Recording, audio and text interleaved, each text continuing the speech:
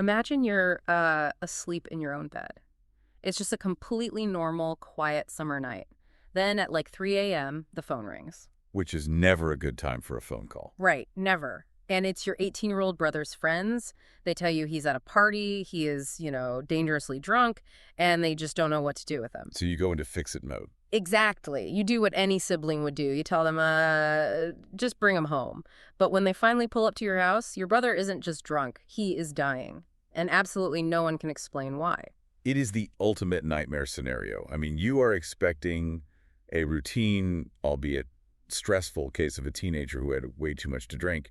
You're probably getting the lecture ready in your head. Oh, for sure. But instead, you are thrust into this medical and investigative mystery that just completely defies logic, physics, and time. Yeah, it really does. We spent all week poring over the investigative files, the police statements, transfixed body cam footage, and the honestly agonizing autopsy reports of 18-year-old Christian Olsen. Yeah, it's a tough file to get through. It really is.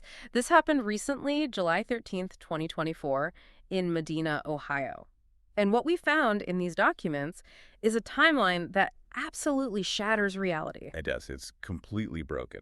So for this deep dive, we're going to deconstruct the contradictions in this file, explore the mechanics of a literal missing hour, and look at how a quiet, well-lit suburban street can somehow just swallow the truth whole. And to understand the sheer impossibility of what happened to Christian, we first have to understand the environment, right? Yeah. We are on Topaz Lane in Brunswick Hills, Ohio. Okay. It's a classic, affluent suburban cul-de-sac.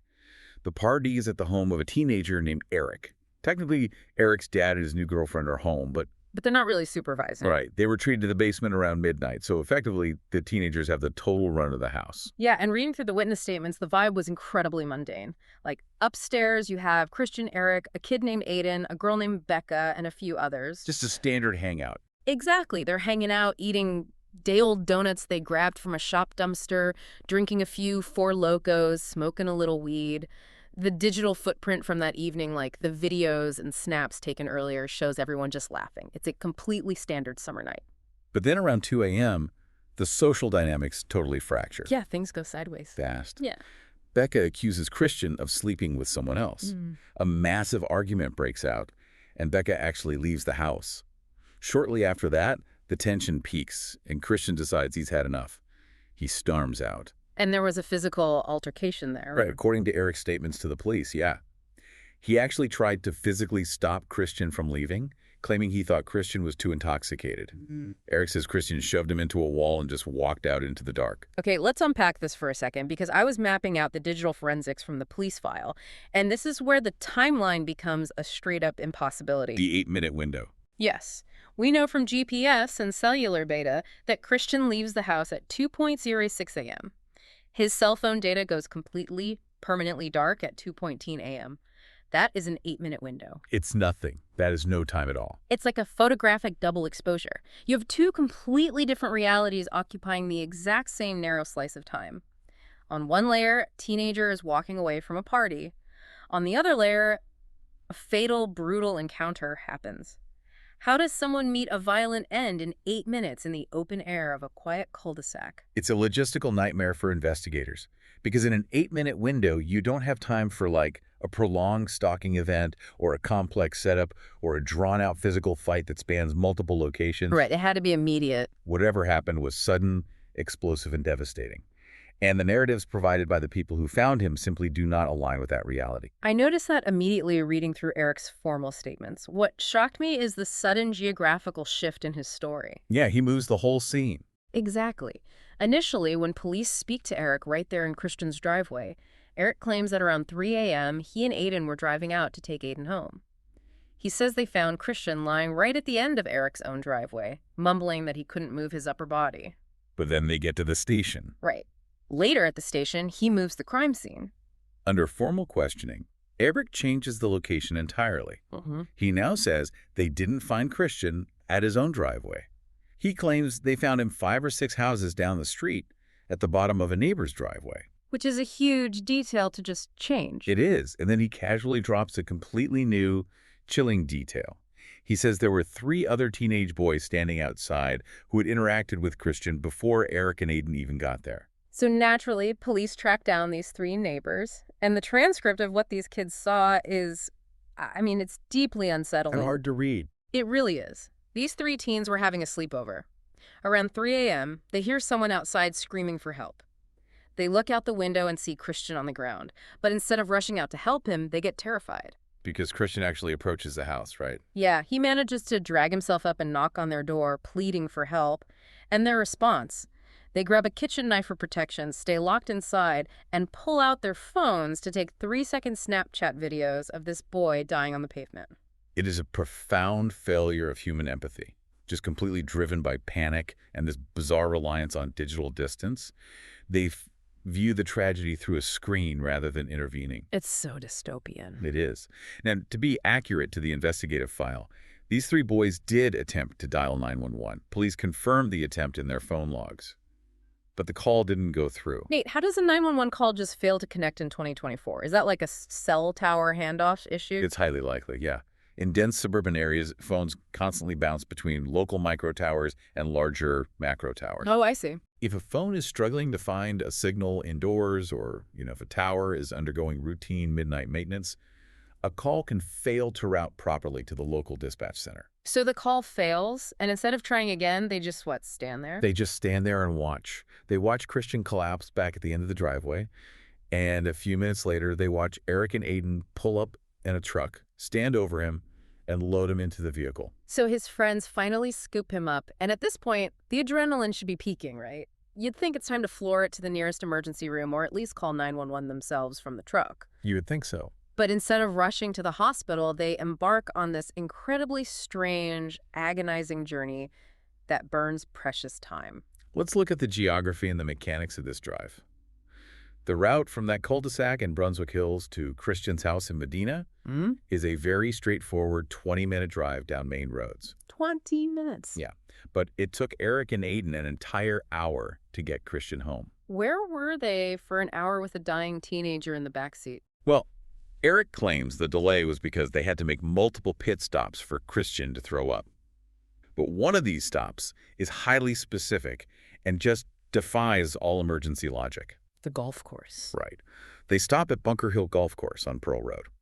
And while they are parked there, with Christian in agonizing pain, Eric makes a phone call to another friend named Brillin. A friend who wasn't even at the party. Exactly.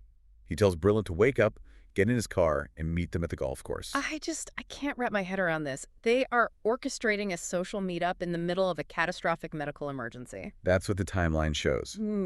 Brillin arrives at the dark golf course, checks on the situation, and then follows Eric and Aiden in a separate car for the remainder of the drive to Christian's house. They finally arrive at 4 a.m. They carry Christian inside, and the scene described by the family is horrific. The parents were completely blindsided. Christian's brother helps get him up the stairs. Christian isn't even forming words. He is just mumbling, repeatedly saying, "ow," over and over again. He's drooling blood. He's vomiting. And all the while, Eric is standing in the bedroom insisting, "I don't know how he got this drunk. I drank more than he did." The commotion wakes up Christian's parents. His dad, Christopher Sr., walks in, takes one look at his son under the bedroom lights, and immediately questions the narrative. Because he sees the injuries. Right. He sees a strange, deep laceration on Christian's shoulder. He looks closer at his son's face and notes what he firmly believes is the patterned tread of a shoe print stamped onto Christian's cheek. Oh my God. Yeah. The dad is looking at these boys and asking, "Are we sure he's just drunk? He looks like he got beat up." But the friends double down. It's like a magician's misdirection.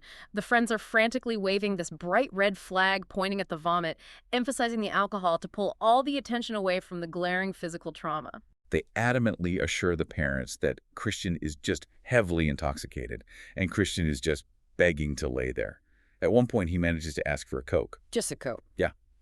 They try to give him a sip, but suddenly his body just gives out. He stops breathing. He throws up a massive amount of blood. It starts coming out of his nose, and he loses consciousness.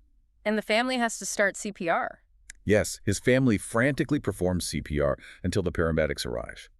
But despite all life-saving measures at the local hospital, Christian is officially pronounced dead at 5, 5, and 6 a.m. It really forces you to ask, were these teenagers genuinely naive in that dark cul-de-sac? Like, were they panicked and just assuming he had acute alcohol poisoning? Or were they actively, intentionally trying to control the narrative before the adults realized what really happened? That is the central tension of the case. It really haunts this entire deep dive, especially when you hit the massive plot twist that arrives 2 months later. The autopsy report. Right. When the medical examiner's toxicology report finally comes back, it reveals that there was absolutely zero alcohol in Christian's system. Zero. Zero. After an hour-long car ride where they blamed his vomiting on being blackout drunk? None at all. There was only a small trace amount of marijuana, which is nowhere near enough to cause any sort of physical distress, let alone death. Christian did not die of alcohol poisoning. Oh, no, he didn't. The autopsy revealed he died of severe blunt force trauma to the neck and abdomen. His ribs and his collarbone were completely fractured. His liver and a lung were punctured. Which is insane. The medical examiner officially ruled it a homicide. Can we talk about the forensic pathology of that for a second? Because to puncture a liver and a lung without an external stab wound requires a terrifying amount of kinetic energy. Exactly. When we talk about blunt force trauma causing internal punctures, we are talking about massive compression forces. The ribs are designed to act as a cage, right? They flex to protect the organs. Right. So to puncture a lung, the rib has to be struck with such overwhelming force that it snaps inward, turning the bone itself into a blade that slices the organ beneath it. Ugh, that's brutal. And the liver is a solid organ. It doesn't compress. If it is subjected to massive sudden pressure, it simply tears or ruptures.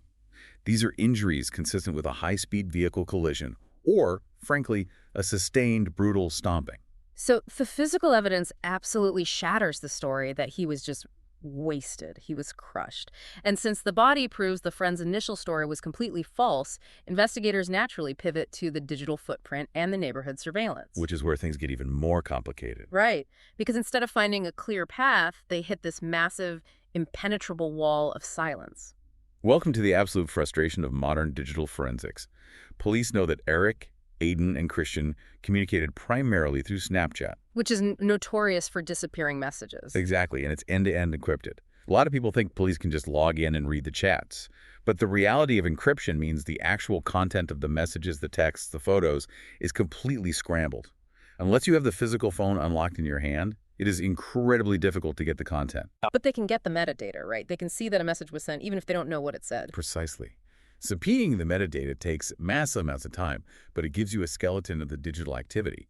And more importantly, they got the location data. Okay, the pings. Yes, and this is where the timeline breaks again.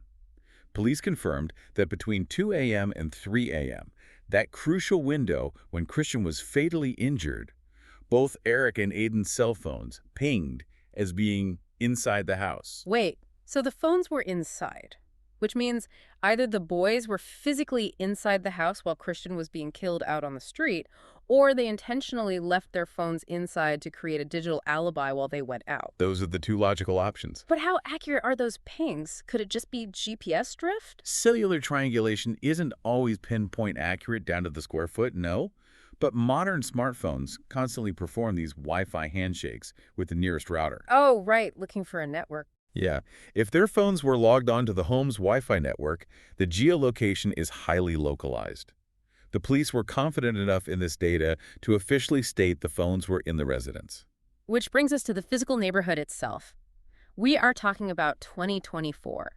Every suburban cul-de-sac is an absolute fortress of Ring doorbell cameras and motion sensor floodlights. It's hard to walk a dog without being recorded from 3 angles. Exactly. Surely someone caught this on video. You would absolutely think so. Topaz Lane is indeed filled with residential surveillance cameras.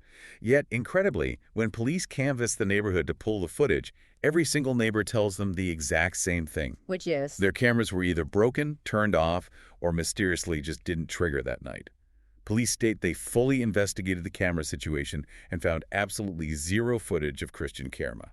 But wait, Ring and Nest cameras are cloud-based systems. If a neighbor says, oh, my camera was off, or if they manually delete the local footage from their app, can't the police just serve a warrant to Amazon or Google and pull the cloud data directly from the servers? It's a great question, and it's a major hurdle in investigations. Yes, they can subpoena the parent companies.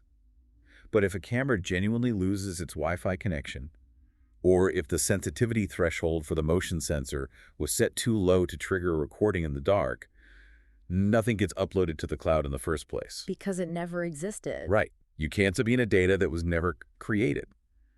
But the statistical probability of every single camera on a street simultaneously failing to trigger during a violent vocal altercation, it just strains all credulity. If we connect this to the bigger picture, we really have to look at the sociology of this specific neighborhood.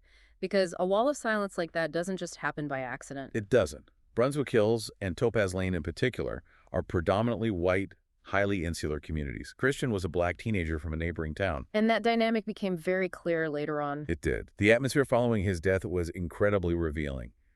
A few months later, Christian's family organized a peaceful justice walk down Topaz Lane, simply to raise awareness and ask for someone to come forward. I watched the videos of that walk from the file.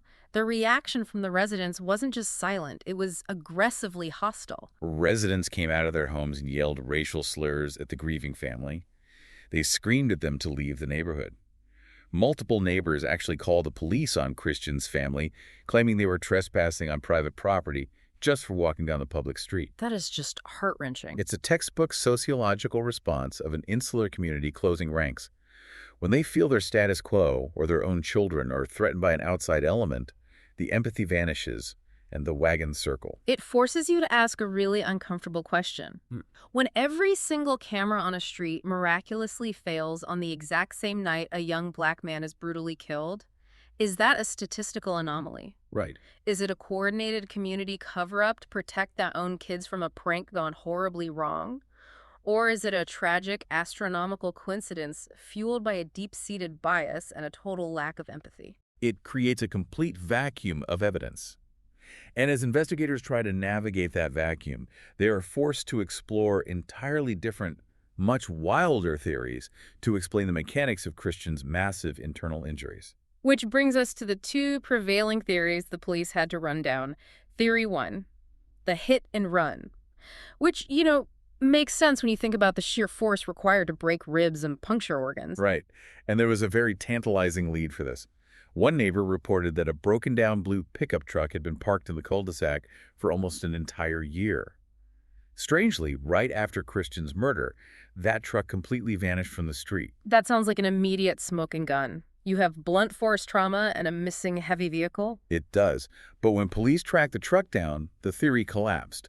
They determined the truck had been involved in an entirely unrelated traffic wreck around the same time, and the owner had simply towed it and gotten a new vehicle. But more importantly, the forensic mechanics rule out a hit and run entirely. Explain that, because if a car hits you, your ribs break, right?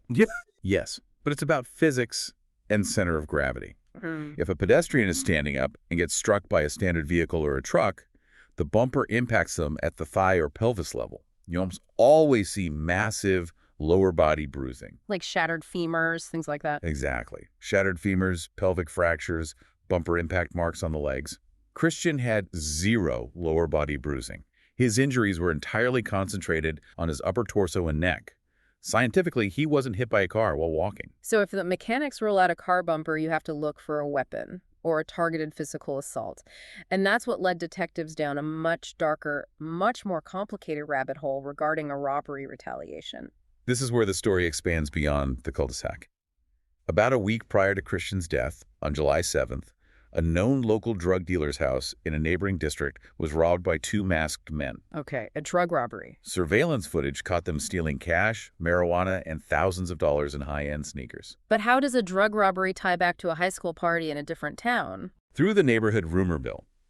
Rumors began swirling rapidly in the community that the drug dealer had watched his own security footage and believed he recognized one of the masked men as Christian. How? He was wearing a mask. Specifically, the rumor was that he identified Christian purely by the shape of his eyebrows above the mask. His eyebrows. From a grainy security video. That is an incredibly thin thread to pull on. It is. But it made investigators look at Christian's injuries differently. Remember that mark on his face that his dad thought was a shoe print? Detectives floated the idea that it might actually be a contusion from being pistol whipped. Exactly. A pistol whip leaves a very distinct rectangular or patterned laceration depending on the slide of the gun, which could easily be mistaken for a shoe tread by a panicked parent in a dark bedroom. Right, that makes sense. But the hard evidence linking Christian to this robbery is essentially non-existent. Because they actually caught one of the robbers, right? They did. One of the masked men was caught and convicted. But the official charging documents for that convicted robber make absolutely zero mention of Christian Olsen. Furthermore, there was physical evidence left at the robbery scene, a wave cap with DNA on it. And It did not match the convicted robber. did it match Christian? When investigative journalists pressed the police on whether the DNA was tested against Christian, the police refused to confirm, citing jurisdictional issues because the robbery happened in a neighboring district. Wow. Meanwhile, Christian's family vehemently, absolutely denies he had anything to do with the robbery. They say he wasn't that kind of kid, he didn't run in those circles, and there was zero evidence of sudden wealth or stolen sneakers in his life. Here's where it gets really interesting, though. Just look at how an information vacuum operates in the real world. When you have a mysterious 8-minute window of missing time, when digital evidence is locked behind encryption, when friends suddenly change their stories and start talking, and when a whole street of cameras conveniently breaks, wild rumors just rush in to fill the void. They always do. Suddenly, a theory that a drug dealer identified a murder suspect purely by their eyebrows starts gaining serious traction simply because the community has no hard data to prove otherwise. It's human nature abhorring a vacuum. It is. We try to make sense of the senseless by building these complex narratives. But in doing so, we sometimes lose sight of the profound, simple tragedy right at the center of the storm. The human toll here is just staggering. Christian's family lovingly called him Fat Man. He had just graduated high school. He had a whole life ahead of him. He's planning to go into the trades, to build a career. It's just starting out. As his sister Chrissy so powerfully put it in one of her statements, the killer didn't just take one life that night, they took 6. They completely shattered the reality of an entire family. It forces us to question the safety nets we rely on. We build these suburban enclaves thinking we are protected, both by our social circles and our technological walls. Exactly. I want you to think about how quickly your reality can fracture. You send your brother out for a normal summer night, a party in a nice neighborhood, and it spirals into an unsolvable nightmare. We put so much faith in modern technology to keep us safe and provide answers. We think, oh, the cell tower pings will solve it. The encrypted apps can be cracked. The doorbell cameras see everything. We expect justice to be a math equation. Right. We expect it to be as precise as an X-ray showing a broken bone. But what if the ultimate answer to Christian Olsen's death isn't hiding on a Snapchat server in California? What if the crucial piece of this puzzle is just a memory, sitting silently in the mind of someone living on Topaz Lane? Someone who is simply too afraid or too fiercely loyal to their own to walk out their front door and tell the truth.